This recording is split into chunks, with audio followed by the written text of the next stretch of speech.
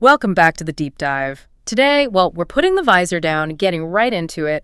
We're tackling the raw transcript from, honestly, one of the wildest qualifying sessions we've seen this year. Oh, yeah. The 2025 Azerbaijan Grand Prix. Exactly. The sources we looked at, they all pretty much called it unpredictable, dominated by chaos. It really lived up to the Baku reputation, didn't it? It absolutely did. And that transcript, I mean, it's pure adrenaline, isn't it? It's this minute-by-minute account, and it just paints such a vivid picture. You've got drivers fighting the walls, the grip just disappearing. Yeah. The sheer volatility of a street circuit like that. So our mission for this deep dive is really to synthesize all that, to figure out the true costs, the real consequences of that session for you, the listener. And look, the big picture numbers are just, well, astonishing even before we get into the details. And you'd have to acknowledge the scale of the drama straight away. Five separate red flags thrown during qualifying. Incredible. And the championship leader.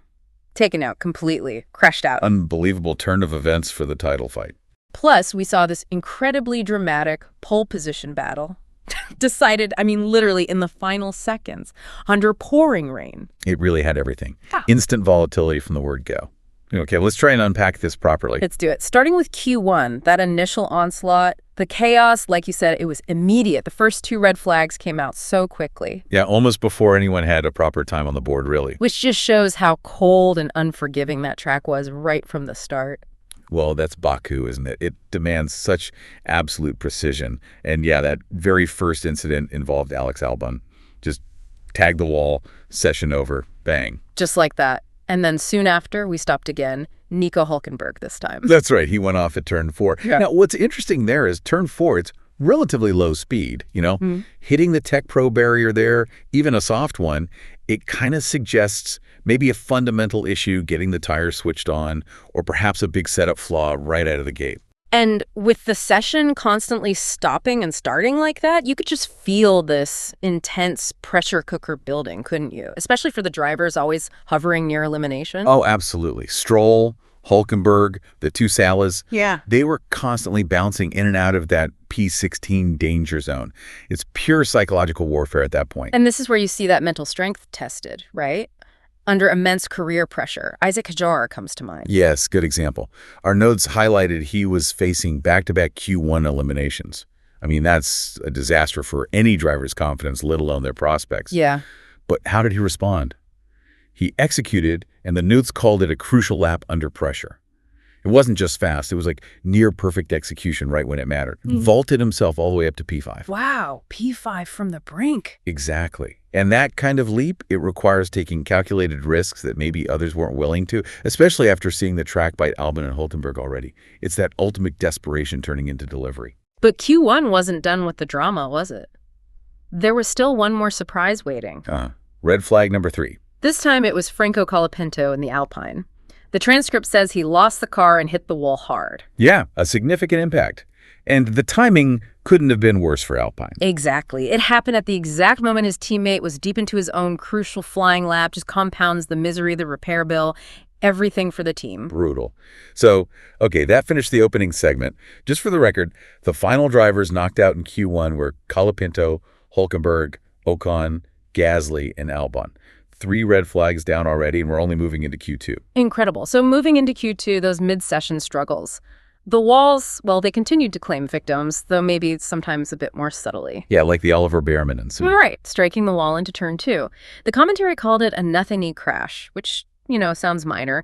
But in Baku, that description can be incredibly deceptive. It really can. Nothingy, maybe in terms of like a huge spray of debris, but definitely not nothingy in consequence. Turn 2 is fast, He just ran a bit wide, found the wall. Wasn't a massive blow visually, but clearly enough to damage the right rear suspension. And if you think about the bigger picture in Baku, even a slight brush like that at speed, it can introduce a huge aerodynamic imbalance, damage sensitive parts. Your session's instantly ruined because you need that precision for the straights, and especially through the tight castle section. And then Q2 delivered probably the biggest storyline shock of the session, maybe even impacting the season narrative, Lewis Hamilton. Ah, yes. You could almost feel the tension reading the highlights, couldn't you? You really could. He was just desperately fighting to even reach the top 10 shootout. He got himself into P10 temporarily. Yeah, briefly. Only to immediately drop straight back into the bottom 5 as other times came flying in. And his final attempt, that was genuinely dramatic to follow. The notes say he was still fighting to get this time in, knowing he was right on the knife edge. Yeah. But he realized, didn't he? There was nothing left. Not in the car, not in the tires. He just peeled into the pits, conceded the lap. And the consequence is huge, much bigger than just this one qualifying session. That meant Hamilton failed to reach Q3 for the 5th time in 2025. 5th time. That repeated pattern, it really suggests some fundamental setup issues, doesn't it? Especially when running low fuel on new soft tires. It's restricting his ability to maximize that crucial one-lap performance. And what a cost for the race. A Q2 exit like that, it just severely limits your strategic options for Sunday, doesn't it? Absolutely. You're starting in the midfield mess. Now, the flip side, the success story that really highlights just how marginal that Q2 battle was, Yuki Tsunoda. Ah, good point. While Hamilton was retreating to the pits, Tsunoda managed to execute that perfect escape act. Yeah. Leapt into Q3 right at the end, secured P10 just as the clock ran out. Brilliant timing. That's the difference, isn't it? One driver's failure is another's massive strategic win. Starting potentially in the points versus fighting through traffic. Precisely. Okay, so that brings us to the top 10 shootout, Q3. And almost immediately, the sources signal this massive change that basically dictated the entire outcome. Rain. Yep. Max Verstappen's radio message was simple, but chilling in context. It's raining and it's getting more slippery. That one observation just changed everything, didn't it? The whole strategic approach. Completely. It instantly meant that the first flying lap out of the pits on slicks was going to be absolutely everything. You had to get a time in before the rain really took hold and saturated the track. Which forced all the remaining drivers to take huge, immediate risks on tires not designed for wet conditions. And those risks, well, they led pretty quickly to catastrophe for some big names. Yeah, we saw 2 massive high-profile crashes almost straight away, taking out championship contenders. First, a yellow flag that very quickly became red flag number 4. Charles Leclerc. The commentary actually referred to him as Chalair for some reason in the transcript. But yeah, Leclerc into the barriers at turn 15. Described as having no grip, just locked up the front, couldn't hold it. Straight in. Bad enough. But then came red flag number 5. And this one, honestly, could be campaign-altering. Oscar Piastri, the championship leader. Hits the barriers. Out. Done. This is a severe moment for his title hopes. A massive hit. Results in his worst starting position of the entire campaign so far. His previous worst had been P4, right? That's right, P4. And now he's stranded way down the grid, basically gifting his main rivals, especially Verstappen, this immediate substantial advantage for the race. So the track was actively turning against them. But why? I mean, these are the best drivers in the world. If the conditions were becoming so obviously tricky, why were they all succumbing? That's the key question. It's because the danger wasn't uniform across the lap. The analysis confirms the grip loss was changing, literally corner by corner. Yeah. And that is the most perilous scenario imaginable for a driver pushing the absolute limit on slick tires. Think about Baku's environment, those long straights, cooling the tires, the shaded sections like the tunnel, varying light, sun exposure. It all creates these localized patches of water or dampness. Right. So you could feel fine in one part. Exactly.